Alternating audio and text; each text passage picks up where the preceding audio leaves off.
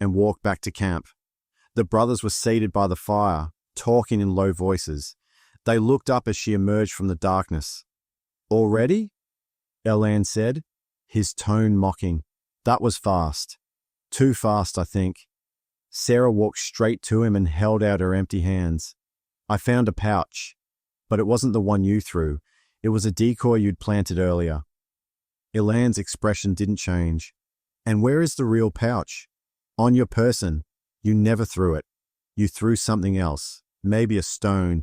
Maybe nothing at all. You made me hear what you wanted me to hear and see what you wanted me to see."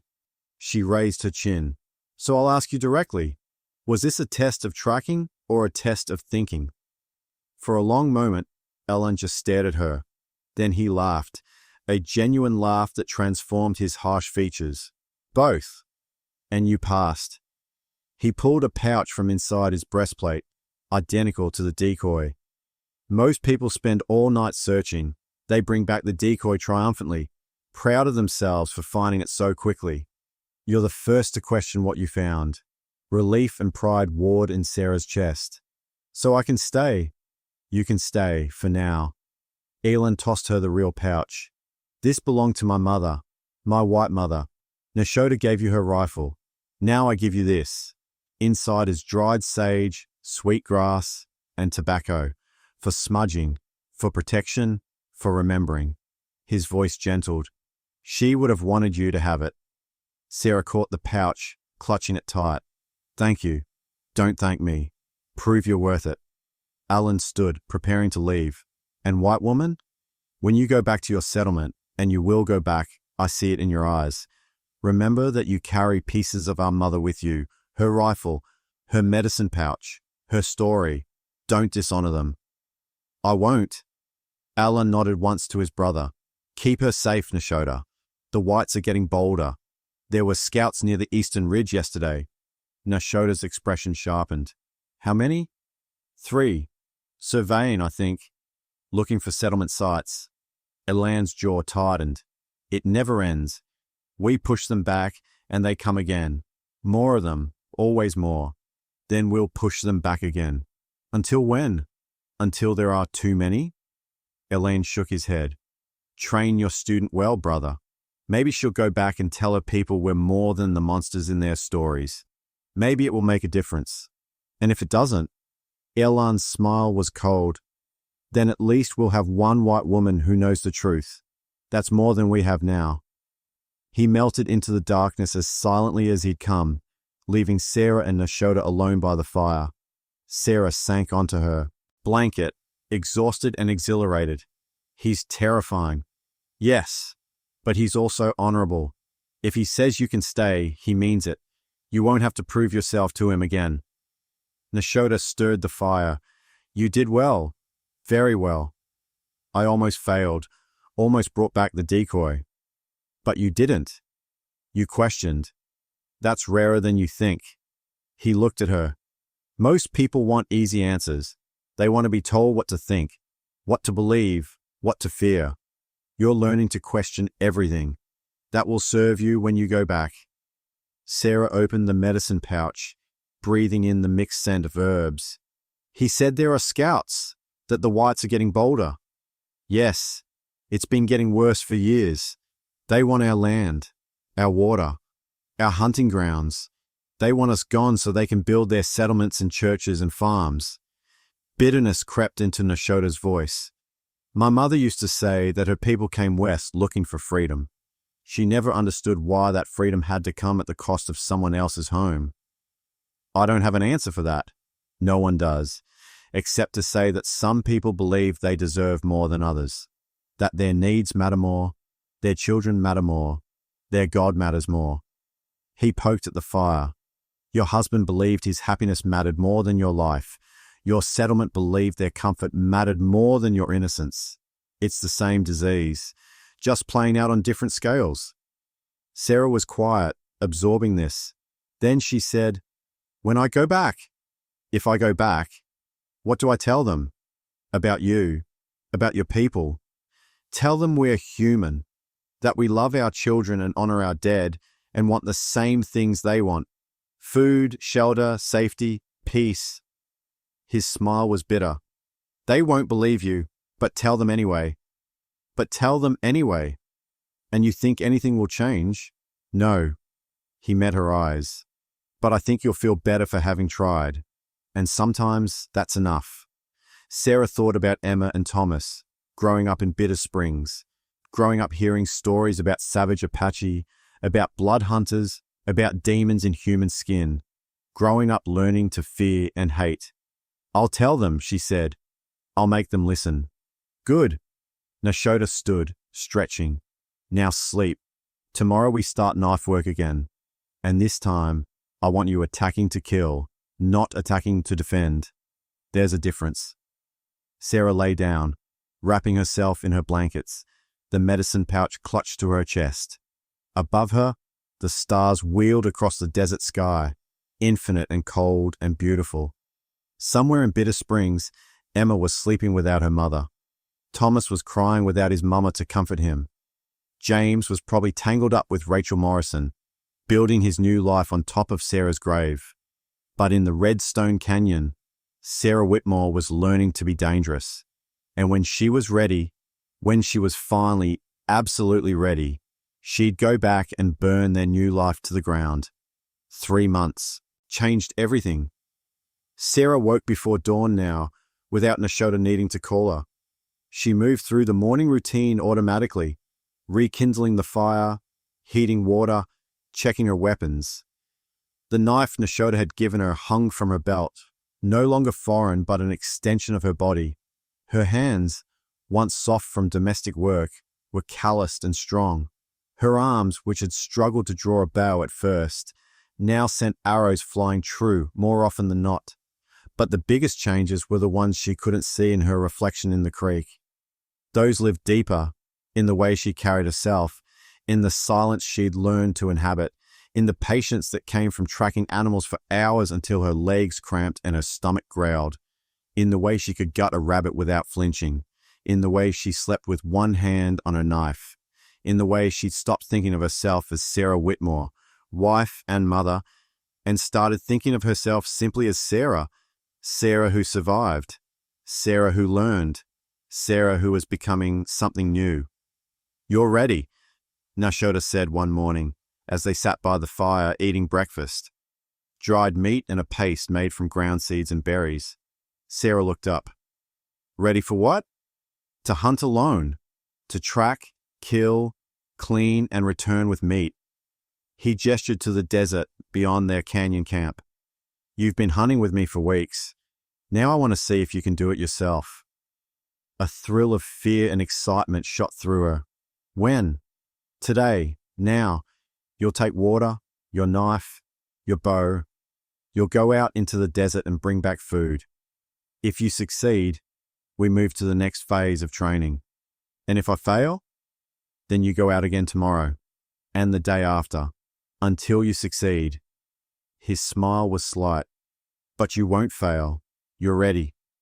Sarah wasn't so sure, but she gathered her equipment anyway. The bow Nashoda had made for her, lighter and shorter than his, but perfectly balanced for her frame. A quiver with 8 arrows, her knife, a water gourd, a small pouch of dried meat, just in case she couldn't find anything. Trust yourself, Nashoda said as she prepared to leave. You know how to do this. You've done it with me watching. Nothing's different except that now you're alone. Everything's different when you're alone. True, but you're not the same woman who came here frightened and helpless. That woman died. The one standing in front of me? She's a survivor. She's dangerous. She's capable. He touched her shoulder briefly. Go prove it to yourself. Sarah nodded and set out. The desert was a living thing in the early morning. Cool air carried the scent of sage and creosote. Lizards skittered across rocks, chasing the first warmth of the day. Somewhere in the distance, a hawk cried, hunting. Sarah moved quietly, the way Nashoda had taught her, heel to toe, testing each step before committing her weight, avoiding loose stones that might clatter. She watched the ground for signs, tracks in the dust, droppings, disturbed vegetation. There, rabbit tracks. Fresh, Probably from this morning. The prints were clear, heading toward a cluster of rocks where rabbits sometimes sheltered during the heat of the day. Sarah followed. Tracking was meditation. It required total focus, shutting out everything except the story written in the earth. The rabbit had stopped here to eat, scattered grass clippings, had paused here to listen. The tracks showed a moment of stillness, had bounded forward quickly. The spacing between prints widened, and then slowed again. 20 minutes of patient tracking brought Sarah to the rocks. She circled them carefully, looking for the warren entrance. There, a dark opening barely wider than her fist, worn smooth around the edges by years of use. Sarah nocked an arrow, settled into position downwind of the entrance, and waited. And waited. An hour passed. The sun climbed higher. Sweat trickled down Sarah's back. Her legs cramped from staying still. Her arms ached from holding the bow ready. The old Sarah would have given up, would have shifted position, made noise, scared the rabbit deeper into the warren. But this Sarah understood that hunting was 90% patience and 10% action. So she waited. A hawk cried overhead. Closer now. Hunting the same territory. And that's when the rabbit emerged, spooked by the hawk's shadow, bolt out of the warren so fast it was almost a blur. Sarah's body moved before her mind could question. Drew. Released. The arrow flew true, taking the rabbit in the chest. It dropped, kicked once, went still. Sarah's hand shook as she lowered the bow. She'd done it. Tracked, waited, killed, all alone, all herself. She approached the rabbit, knelt beside it. Thank you, she murmured, the way Nashota had taught her. Respect for the animal that gave its life. Gratitude for the food it provided.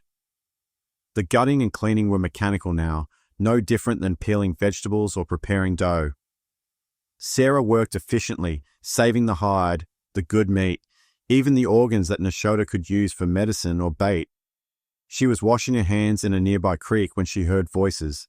White voices, speaking English. Sarah froze, every muscle locking. Slowly, so slowly, she lowered herself behind the creek bank, peering through the tall grass. 3 men on horseback, maybe 50 yards away, riding along the ridge.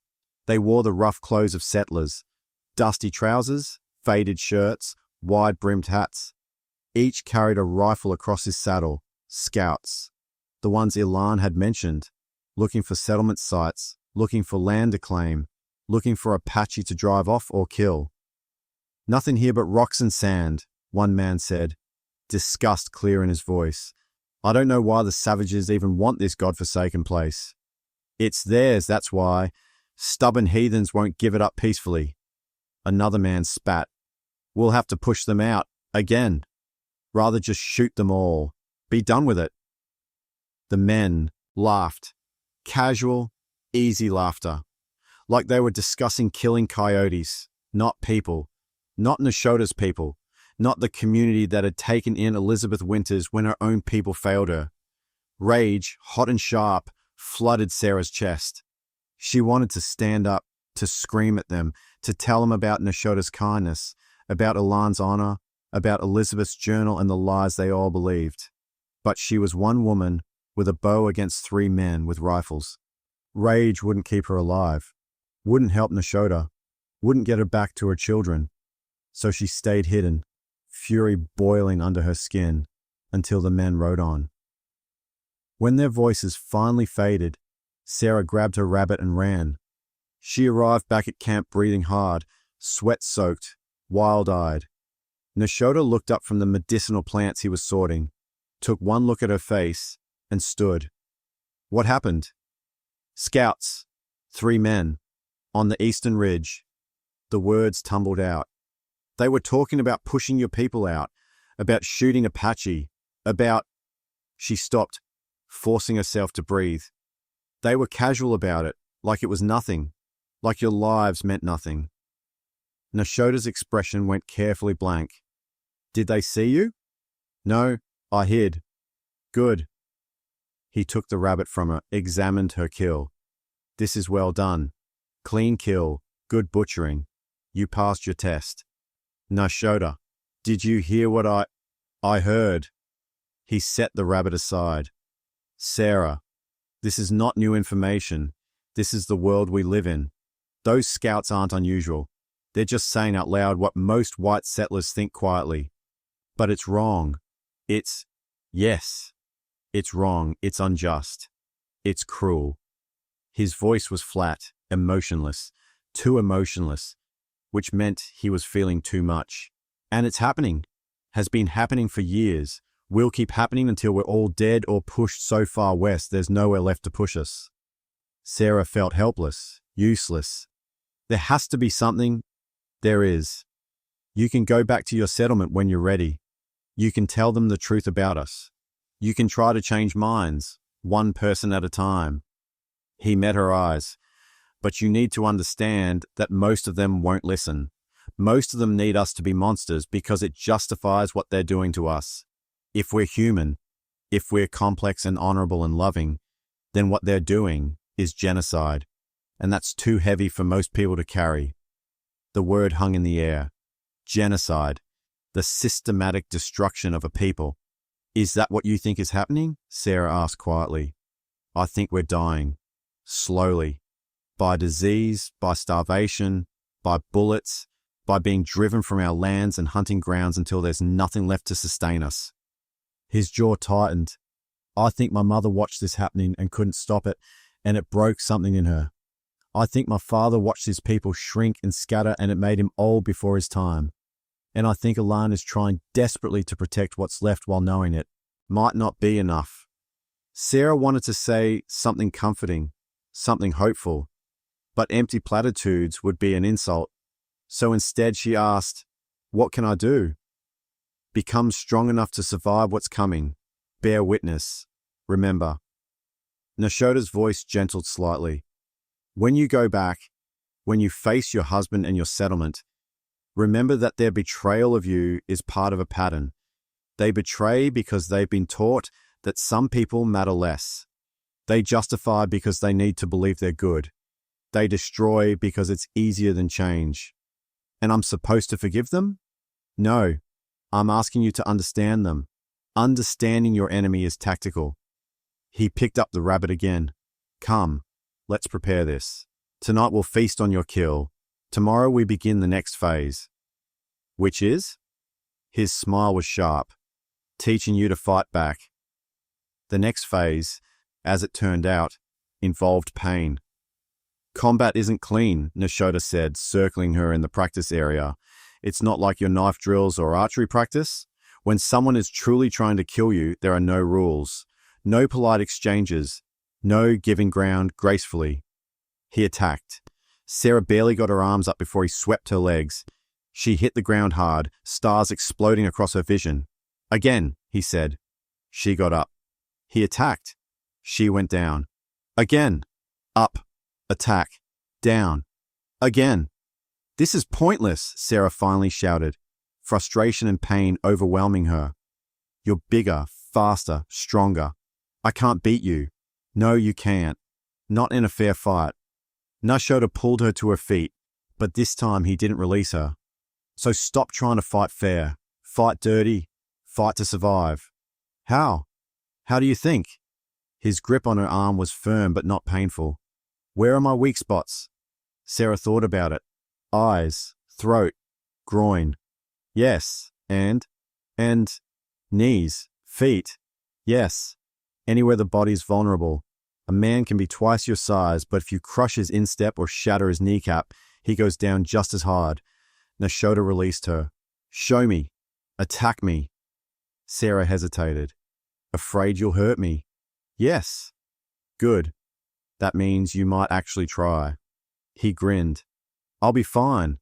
But you need to learn that your size isn't a weakness if you know where to strike. Attack me like you mean it. Sarah took a breath. Remembered the scout's casual cruelty. Remembered James's betrayal. Remembered 3 months of anger and grief and fear that she'd kept locked inside. She attacked. Nashoda blocked her first strike easily, but Sarah didn't stop. She followed with an elbow toward his face, a stomp toward his foot, a grab for his throat. Nothing worked.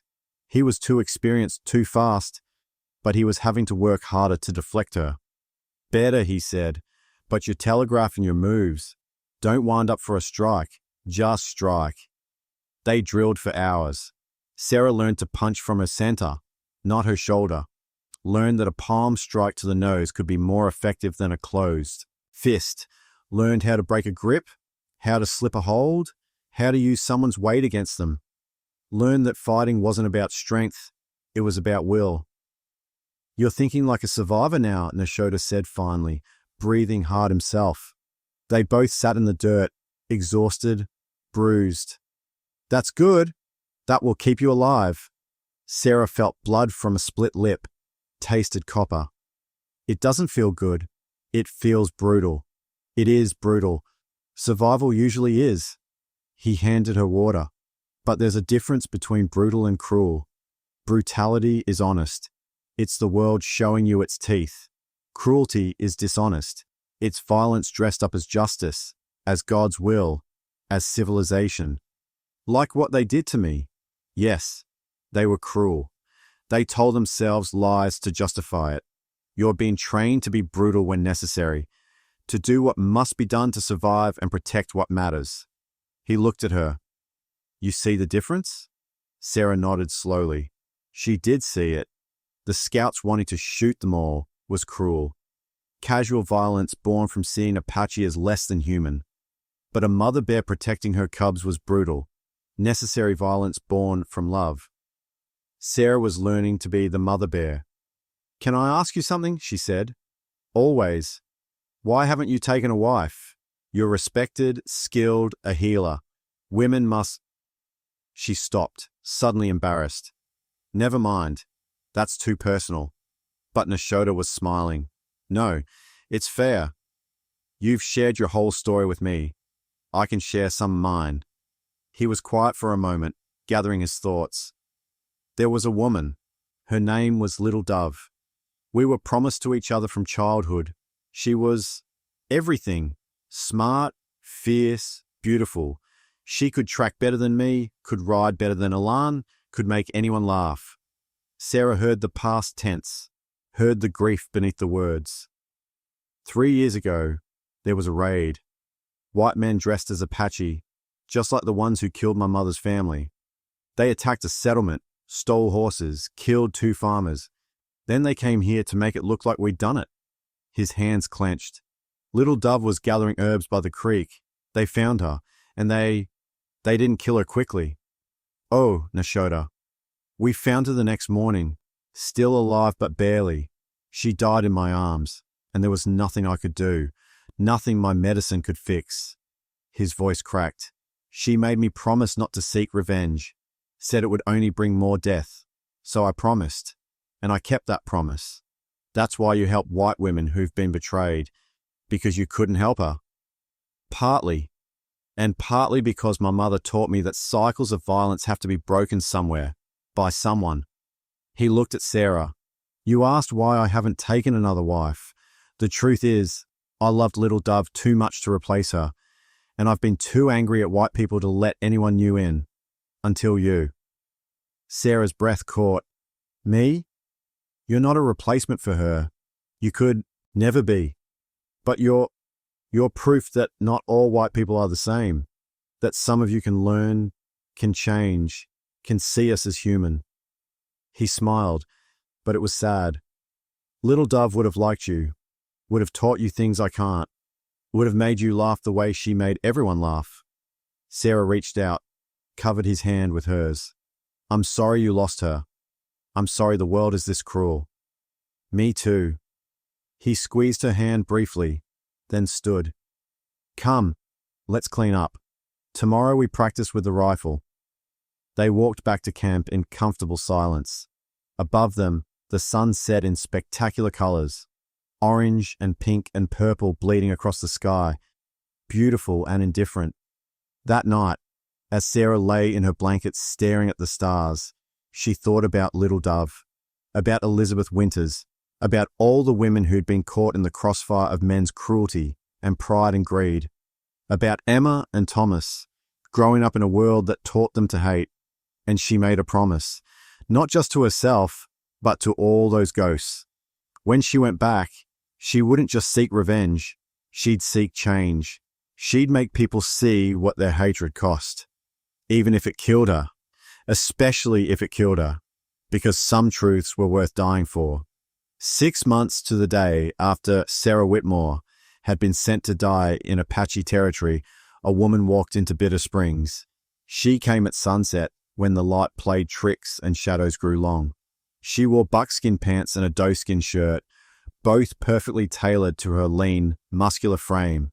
Her hair, once carefully curled and pinned, now hung in a single long braid down her back, woven with leather cord and small feathers. Her skin, once carefully protected from the sun, was bronzed and weathered. A rifle hung across her back, a knife rode her belt, and her eyes held something that made people look away. They held wolves. The first person to see her was Billy Chen, 10 years old, playing with a wooden horse in front of his family's general store. He looked up, blinked, and ran inside shouting for his mother. The second person was Mrs. Henderson, hanging laundry. She dropped her basket, clothes spilling into the dirt, and crossed herself. The third person was Reverend Morrison, locking up the church after evening prayers. He stopped on the church steps, his face going white, his hands gripping the railing so hard his knuckles showed bone. Because he recognized her. Impossible as it seemed, he knew exactly who she was. Sarah walked down the main street slowly, letting them see her, letting their shock and fear wash over her like spring rain. She'd practiced this walk for weeks. Spine straight, head high, stride confident and unhurried. The walk of someone who had nothing to fear because she'd already survived the worst they could do. Behind her, unseen by the settlers but there nonetheless, Nashoda watched from the rocks beyond town. He'd argued against her coming back alone, had wanted to accompany her, to provide backup, to ensure her safety. But Sarah had refused. This was her fight, her reckoning, and she needed to face it alone. Keep your rifle ready, she'd told him that morning. If you hear gunshots, come fast. Otherwise, stay hidden. Sarah, I need to do this, not as Nashoda's student, as myself. She touched his face gently. You've given me everything, my strength, my skills, my confidence.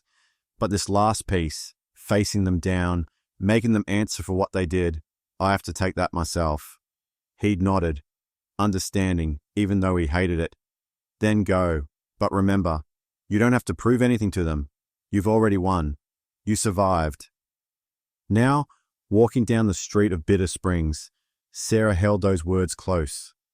People emerged from buildings like prairie dogs from burrows, cautious, uncertain, afraid. She saw Mrs. Patterson, the healer who'd unknowingly provided the knowledge that killed Miriam Morrison. Saw Mr. Schultz, who'd voted for Sarah's exile. Saw Martha, who'd helped birth Thomas, who'd cried as they bound Sarah's hands but hadn't spoken up. Sarah met each person's eyes. Let them see her. Let them feel the weight of what they'd done. Sarah? Mrs. Patterson's voice was barely a whisper. Sarah Whitmore? But you were sent to die. Yes. Sarah's voice was steady, clear. I was sent to the Apache to be murdered by savages, to suffer and die alone as punishment for a crime I didn't commit. It's a ghost, someone murmured. She's come back for revenge, another voice said. I'm not a ghost. Sarah stopped in the center of the street, turning slowly so everyone could see her clearly. I'm very much alive, and I've come back for one thing only. Truth. The truth is, you poisoned Miriam Morrison. Reverend Morrison's voice boomed from the church steps. He'd found his courage, or at least his righteous indignation. You were tried and found guilty. I was accused and condemned without evidence. There's a difference. Sarah's eyes locked on the Reverend. Tell me, Reverend, in the 6 months I've been gone, have you asked yourself any questions? Have you wondered why I would kill a woman who'd only ever been kind to me? Have you investigated who might have actually wanted Miriam dead? The evidence was clear. The wolfsbane in my kitchen, the poison that someone else planted there. Sarah took a step toward him. The crowd parted. Did you ever ask who had access to my home while I was at church that morning? Who might have had a motive to kill your wife? Reverend Morrison's face darkened. You dare suggest? I dare state facts. Your wife suspected my husband of having an affair. She told me as much, 2 days before she died. Said she was going to confront him, going to demand he confess, or she'd tell the entire settlement what she'd seen. Murmurs rippled through the crowd. That's a lie, a new voice shouted. Sarah turned. James Whitmore stood in the doorway of his house, Rachel Morrison beside him, her husband, and the woman he'd chosen over her. Sarah felt her heart clench, but she kept her face blank, showed him nothing. Hello, James, she said calmly. Rachel, nice to see you're keeping each other company in my absence. Your absence? Rachel's voice pitched high, hysterical. You murdered my mother and ran away. You have no right to come back here spreading more lies. Rachel. Sarah walked toward them slowly, each step measured. Tell them what you wrote in your letter. Tell them how you and James poisoned your own mother because she'd figured out your affair. Tell them how you planted the wolfsbane in my kitchen and then testified against me. Rachel's face went stark white. I don't know what you're talking about. Don't you? Then explain how a woman who'd been sent to die in Apache territory survived. Explain who gave her a letter detailing every step of your plan. Sarah reached into her shirt and pulled out the folded paper she'd carried for 6 months. Explain your handwriting. That's a forgery. James stepped forward, his face red. She's lying. Then test it. Sarah held out the paper. Get Rachel's handwriting. Compare them. Or, better yet, she looked at Rachel. Write something now, right here. Let everyone see if the hand matches. Rachel looked like she might vomit. I can't do it, can you? Because they'll see the truth. That you're the murderer, not me. No. Rachel's composure shattered. You don't understand. She was going to ruin everything. My mother was going to tell the whole settlement, and James would have been cast out, and I would have been sent away, and we love each other. We love each other. And she was going to destroy that. The silence that followed was absolute. Rachel's hands flew to her mouth, too late to catch the confession that had spilled out. James grabbed her arm. Rachel, shut up. Stop talking. But Rachel was spiraling, words pouring out in a flood. It was supposed to be painless. You said wolfsbane would make her heart just stop. You said she wouldn't suffer. But she did. She suffered. And I've had nightmares every single night. And then we had to blame someone, and Sarah was right there. And she was always so perfect, so good. And I hated her for it. Hated how you'd married her first. How she'd had your children. And it should have been me. It was always supposed to be me. James backhanded her. The crack echoed like a gunshot. Rachel stumbled, fell, blood streaming from her split lip. James stood over her, his chest heaving, his face twisted with rage and fear. You stupid girl, he hissed. You've ruined everything. Sarah felt ice in her veins. This was the man she'd married, the man she'd built a life with, the man she'd trusted with everything. Where are my children? She asked, her voice cutting through the chaos. James turned to her. For a moment, just a moment, she saw the man she'd once loved, saw regret and shame and something that might have been sorrow. Then his face hardened. You can't have them. They're mine now. They think you're dead. I won't let you come back and confuse them. They're my children. They were your children. Now they're just mine, and Rachel's, once this blows over. Something in Sarah snapped. Not violently, not explosively, just broke. She crossed the space between them in 3 strides and punched him in the throat. James dropped like a stone, gasping, choking. Sarah stood over him, her voice colder than winter. You took everything from me. My children, my home, my name, my life. You sent me to die because I was inconvenient. She knelt down, spoke directly into his ear. But I didn't die. I got stronger. I learned. And now I'm taking back what's mine. She stood, looked at Reverend Morrison. Where are Emma and Thomas? The Reverend's face was ashen. With Mrs. Chen. She's been watching them. Good. I'll collect them. And then I'll be leaving. You can't just take them, James wheezed from the ground. Watch me. Sarah looked at the crowd, 63 faces, some guilty, some shocked, all watching. You sent me to die. But the Apache, the people you call savages, they saved me, fed me, taught me, gave me strength. They're better humans than every single one of you. She turned to leave, then stopped, looked back. James will hang for murder. Rachel too. That's justice. Her eyes swept the crowd. As for the rest of you, you'll have to live with what you did. Live with knowing you condemned an innocent woman. Live with knowing you're the monsters, not the people you fear. Sarah walked toward the general store, toward her children. Behind her, chaos erupted. James shouting, Rachel sobbing, Reverend Morrison calling for order, people arguing, denying, defending. Sarah didn't care. She pushed open the door to the Chen family's apartment above the store. Mrs. Chen stood there, wringing her hands, tears streaming down her face. I'm sorry, she whispered. I'm so sorry, Sarah. I should have spoken up, should have believed you. I was the one who gave you that letter, and I've regretted my cowardice every day since. Sarah nodded. Where are they? Mrs. Chen pointed to a back room. Playing. They don't know you're here yet. I thought you should prepare yourself. Emma has been so angry. Thomas barely speaks anymore. Sarah's hand shook. 6 months, half a year, a lifetime to a child. She opened the door. Emma and Thomas sat on a rug, playing with carved animals. Thomas, bigger now, his baby fat melting into boy, was making horse sounds. Emma was building something from blocks, her tongue caught between her teeth in concentration. Emma, Sarah whispered. Thomas. Emma's head snapped up. Her eyes went wide. For a heartbeat, she didn't move, didn't breathe. Then she screamed, Mama, and launched herself across the room. Sarah caught her daughter, dropped to her knees, wrapped Emma in her arms. Thomas started crying, ran to them, buried his face in Sarah's shoulder. Mama came back, Sarah whispered, rocking them both. Mama came back. I'm so sorry.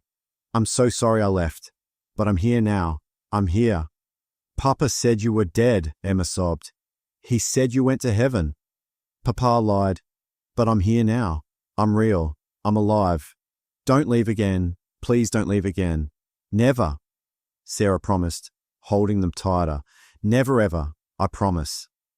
They clung to each other, 3 people broken by cruelty and violence, holding each other together through sheer will. Outside, gunshots rang out, shouting, more chaos. But in that small room above the general store, Sarah Whitmore held her children and felt whole for the first time in 6 months. She'd survived. She'd returned. She'd won. And nothing would ever take her children from her again. The gunshots came from Reverend Morrison. He'd pulled his pistol and shot James Whitmore twice, once in the chest, once in the head, execution style. Then he'd turned the gun on his daughter. Rachel never had time to scream. By the time Sarah came running out of the general store, both bodies lay cooling in the dirt. The Reverend stood over them, the pistol hanging loose in his hand, tears streaming down his face. He took my wife, the Reverend said to no one in particular. He took my Miriam, and my daughter helped him do it. He looked up at Sarah, his eyes hollow. You were innocent, all this time, and we sent you to die for their sins. Reverend Morrison, Sarah said carefully, watching the gun. Put down the weapon. Why? So you can hang me too? He laughed, bitter and broken. It's fitting. Justice demands it. Murder demands death. And I've just committed murder. Twice over. It was revenge. The court might... The court? He gestured wildly at the gathered crowd. We are the court. These 63 souls. We found you guilty. We executed you, or tried to. Now I've executed the ones who are actually guilty. That makes me judge, jury, and executioner, just like we were with you. Sarah saw where this was going. Don't. Reverend Morrison put the gun to his temple. Miriam deserved better, he said. You deserved better. Rachel deserved a father who saw the evil growing in her heart and stopped it. His finger tightened on the trigger. May God have mercy on... Reverend! Emma's voice. Sarah's daughter had followed her outside, had seen everything. Now she stood frozen, her eyes enormous, watching another death about to happen.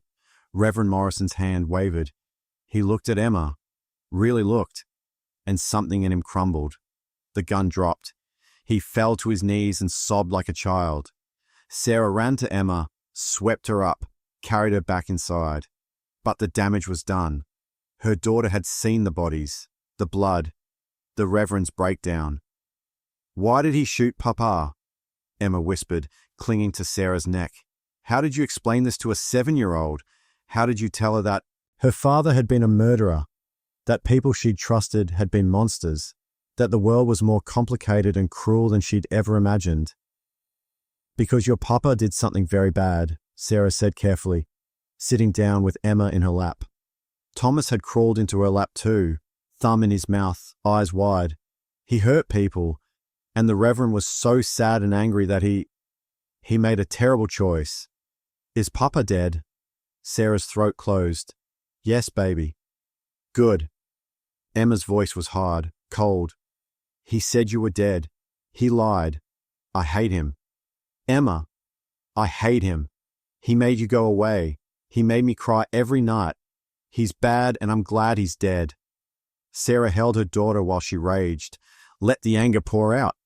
It was healthier than bottling it up. Healthier than pretending everything was fine. When Emma finally exhausted herself, Sarah said gently, Your papa was bad. He did terrible things. But he was also the man who played horsey with you when you were little, who taught you to whistle, who made you laugh. That doesn't make it okay. No, it doesn't. People are complicated, Emma. They can be kind sometimes and cruel other times. Your papa was both, and it's okay to feel confused about that, to feel angry and sad all at once. Emma was quiet for a long moment. Then, are you going to be our mama again? Yes. Always. Forever. Even though we lived with Papa after he sent you away? Sarah's heart broke. Oh, sweetheart. None of this was your fault. You were a child. You had no choice. I will never, ever be angry at you for surviving. Promise? Promise. Outside, men were taking control of the situation. Disarming the Reverend. Covering the bodies. Organizing a council to decide what happened next. Mrs. Chen appeared in the doorway. Sarah? They're asking for you. The council. Sarah looked at her children. Stay here with Mrs. Chen. I'll be right back. No. Emma grabbed her hand. Don't leave. I won't leave, I promise. But there are men outside who need to hear me speak. I'll be right outside that door where you can see me the whole time. Okay? Reluctantly, Emma nodded. Sarah went outside. The council had assembled in the street, 12 men who'd voted to exile her 6 months ago. Now they stood looking uncomfortable, guilty, scared. Good. They should be scared. Sarah Whitmore, Mr. Schultz began, clearing his throat. That is, the council, we owe you an apology. You owe me more than an apology. Sarah's voice cut like a whip. You owe me 6 months of my life. You owe me the childhood my children lost without their mother. You owe me justice. And you've had it, another council member said.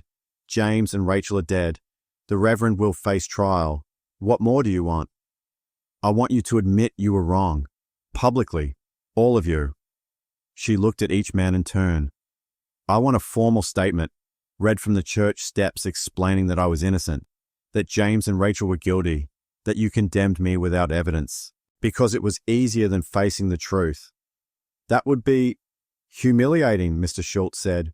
Good. You humiliated me, bound my hands, paraded me through the settlement, sent me to die. Turnabout is fair play. The men exchanged looks. Finally, Mr. Schultz nodded. Fine. We'll make the statement. Tomorrow, public apology, clearing your name. And compensation. What? Compensation. For my suffering. For my children's suffering. I want James's house deeded to me. His savings. His land. Everything he owned. His property would normally go to his family. I am his family. I am his widow. And my children are his heirs. Sarah's eyes were steel.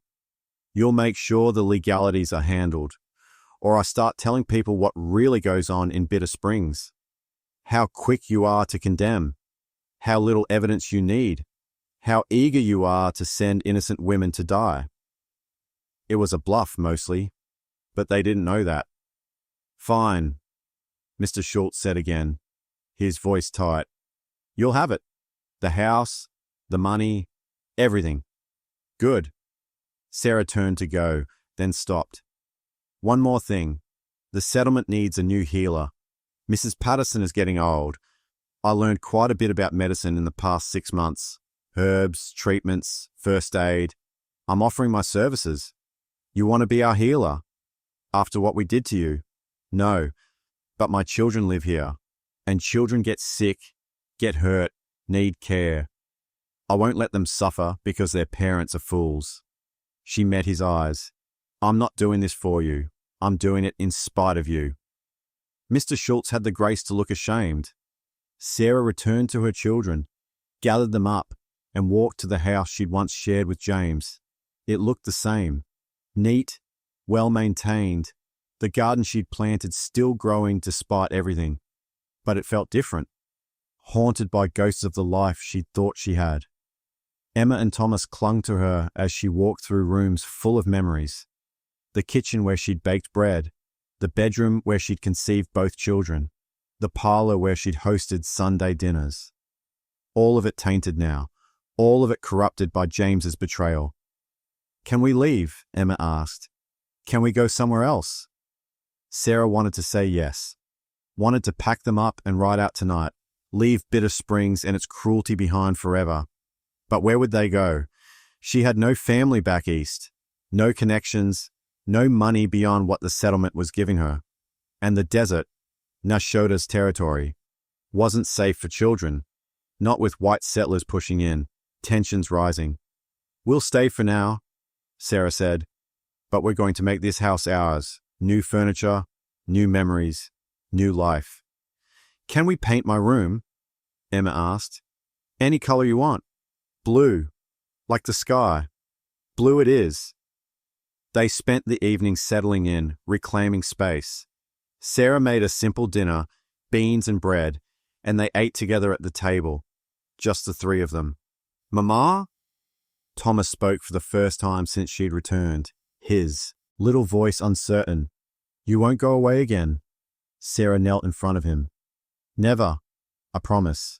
Nothing will take me from you again. Promise?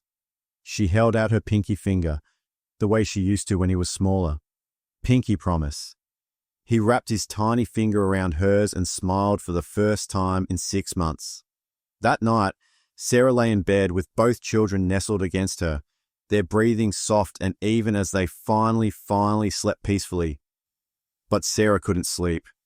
She kept thinking about Nashoda, waiting in the rocks, outside the settlement. She'd promised to signal him. 1 gunshot if she needed help.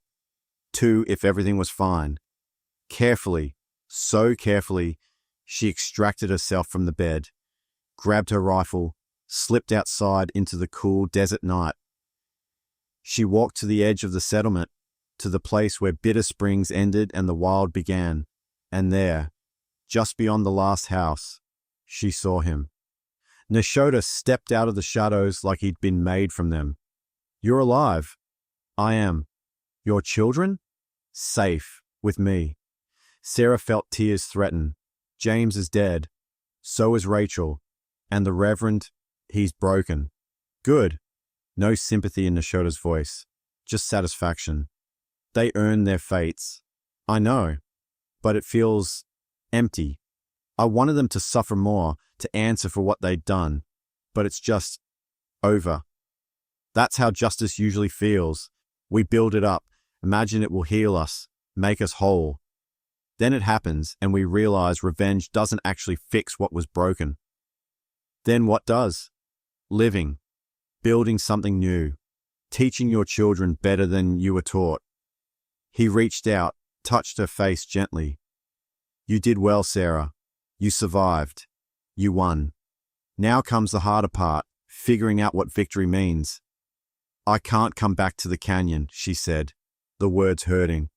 My children need stability, need to heal, need their mother, and I can't expose them to the danger of living in Apache territory, not with settlers pushing in. I know. His smile was sad.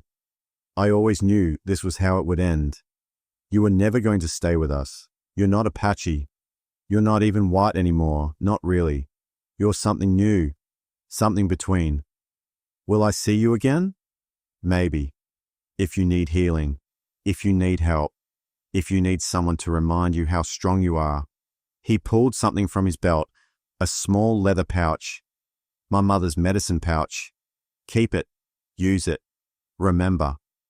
Sarah took it, clutching it tight. Nashoda, thank you. For everything. For saving me. For teaching me. For believing in me when no one else did. You saved yourself. I just gave you tools. He stepped back, melting into the shadows. Live well, Sarah Whitmore. Teach your children to be better than their father. And if you ever need me, I'll know where to find you. He was gone, silent as smoke. Sarah stood alone in the desert, holding the medicine pouch, feeling the weight of everything that had happened. Then she turned and walked back to her children, back to her new life. The next morning, the settlement gathered at the church. Mr. Schultz read the formal apology, his voice shaking, admitted the council had been wrong, admitted Sarah was innocent, admitted they'd condemned her out of fear and ignorance. Some people in the crowd cried. Others looked angry. Most just looked uncomfortable. Sarah stood on the church steps with her children and listened.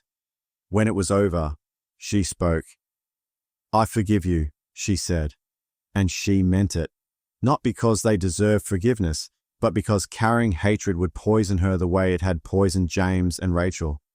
I forgive you, but I won't forget, and neither should you. She looked out at the 63 souls of Bitter Springs. You made a choice 6 months ago to condemn without evidence, to judge without mercy, to destroy a life because it was easier than questioning your assumptions. Remember that. Remember how easy it was. Remember how righteous you felt. And the next time you're ready to condemn someone, the next time you're sure you know who the monster is, remember me. Remember that you were wrong. Remember that certainty is dangerous. Remember that mercy matters. Sarah descended the steps, holding her children's hands. And if you ever forget, she called back, I'll still be here, a living reminder of what your certainty cost.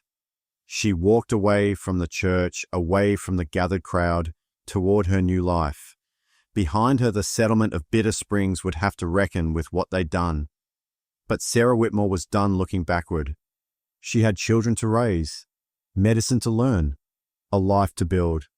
And somewhere in the red stone canyons, an Apache healer watched over the desert and smiled. The child was dying. Mrs. Patterson's hands shook too badly to hold the needle. The infection had spread too far, too fast. Without intervention, little Michael Reynolds would be dead by morning. Get Sarah, someone said. Sarah Whitmore arrived within minutes, her medicine bag slung over her shoulder. She was 32 now, lean and strong, her hair still worn in a single long braid. She moved with quiet confidence, examining the child with steady hands. Infection in the blood, she said. We need to drain the wound, clean it, pack it with yarrow and sage, and he'll need willow bark tea every hour for the fever. Will he live? Mrs. Reynolds asked, her voice breaking. If we act fast. Mrs. Patterson, I need your steady table. Michael's mother, I need you to hold him still. This is going to hurt, and he needs to stay very still. They worked through the night. Sarah's hands never wavered, her focus absolute.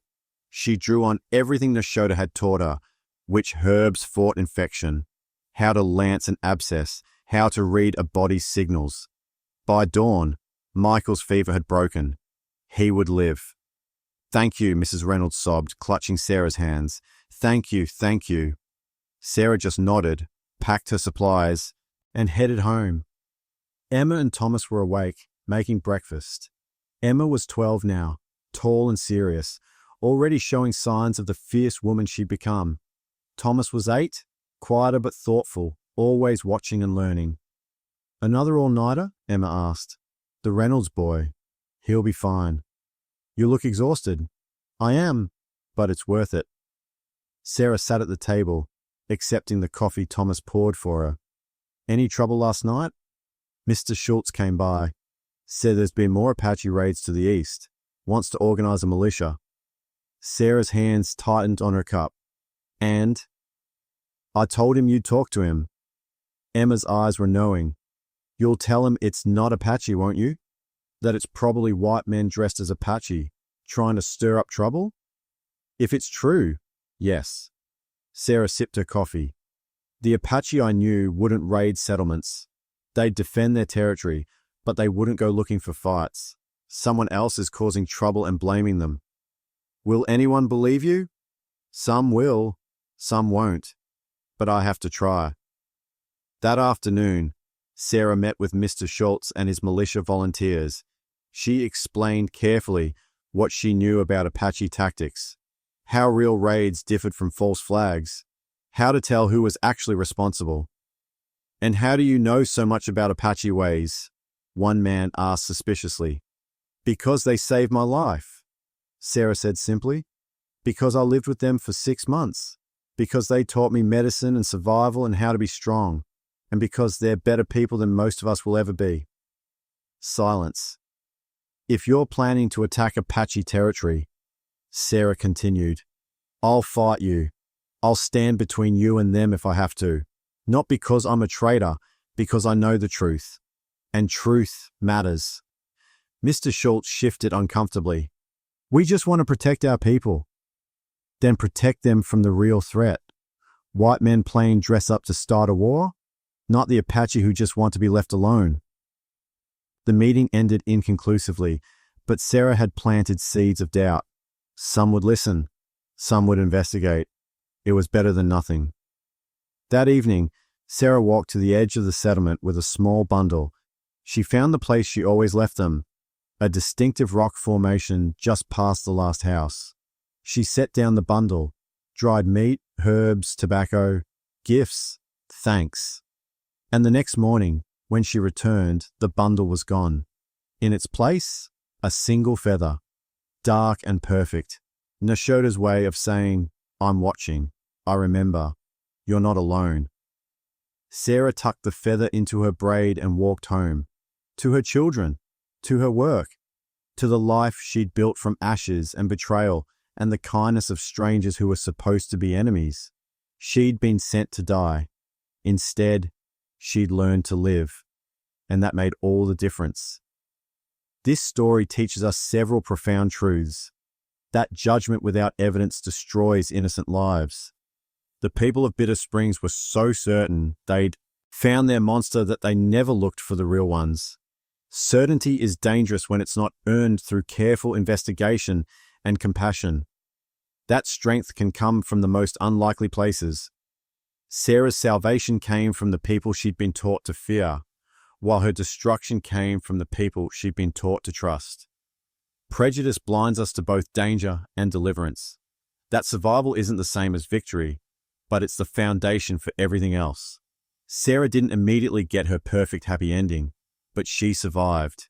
And from survival, she built something meaningful, a new life, a healed relationship with her children, a purpose. That forgiveness isn't about excusing what happened. It's about refusing to let cruelty define your future. Sarah forgave not because the settlement deserved it, but because hatred would have consumed her the way it consumed her betrayers. That cycles of hatred can only be broken by someone choosing differently. Nashoda could have let Sarah die. Sarah could have come back seeking pure revenge. Both chose mercy instead. Not weakness. Mercy is never weakness, but a conscious decision to break the pattern. That truth matters, even when it's costly, even when no one wants to hear it, even when it makes you unpopular or puts you at risk. Sarah's willingness to defend the Apache who saved her, to speak truth about who they really were, mattered more than any revenge. We live in a world quick to condemn and slow to investigate, quick to judge and slow to show mercy, quick to believe comfortable lies and slow to accept uncomfortable truths. This story asks, what if we chose differently? What if we questioned our certainties? What if we looked for truth instead of confirmation?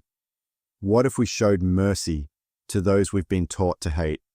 Sarah Whitmore learned these lessons in the hardest way possible, but she learned them, and she came back to teach them to a settlement that desperately needed to hear them.